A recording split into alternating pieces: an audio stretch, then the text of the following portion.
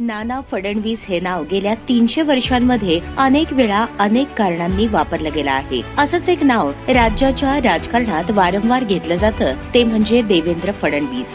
2014ला राज्याचे मुख्यमंत्री म्हणून देवेंद्र फडणवीस यांची वर्णी लागली तेव्हा विरोधकांनी राज्यात पुन्हा पेशवाई अवतरली आहे असा प्रचार केला होता. पण देवेंद्र फडणवीस यांनी विरोधकांच्या प्रत्येक शाब्दिक आरोपाला आपल्या कामातून चपराक देत राज्यातील 12 पगड जातीला सोबत घेऊन जात राज्यात छत्रपती शिवाजी महाराज यांना अभिप्रेत असलेलं रयतेचं राज्य निर्माण केलं. तर भारतीय संविधानाला साजेल अशी कृती करत राज्यातील SC, ST आणि बहुजनांच्या मनावर अधिराज्य गाजवलं.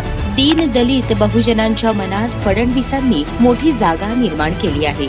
इतकेच काय तर आरक्षणाच्या मागणीवरून मराठा समाज आणि ओबीसी समाजात मोठी तेढ निर्माण झाली होती. ओबीसी समाजाच्या आरक्षणावर अतिक्रमण होणार नाही, ओबीसींच्या सांविधानिक अधिकारावर गदा येणार असे वातावरण निर्माण झाले होते. तेव्हा देवेंद्र फडणवीस यांनी ओबीसी समाजाच्या आरक्षणाला कोणीच धक्का लावणार नाही असं म्हणत फडणवीस मोठ्या हिमतीने ओबीसी आरक्षणाचे पाठीराखे म्हणून समोर आल्याचे दिसून आले. फडणवीस यांनी राज्यभरातील ओबीसी अर्थात बहुजन समाजाला दिलेल्या आधारामुळेच आज फडणवीस म्हणजे बहुजनांचे रखवालदार झाले आहेत. देवेंद्र फडणवीस हे सोलापूर दौऱ्यावर येणार असे समजताच ओबीसी समाजाच्या एका बांधवाने मधला मारुती चौकात मोठे मार्मिक बॅनर लावल्याचे दिसून आले. त्यावरील शब्द देखील मोठे अर्थपूर्ण आहेत.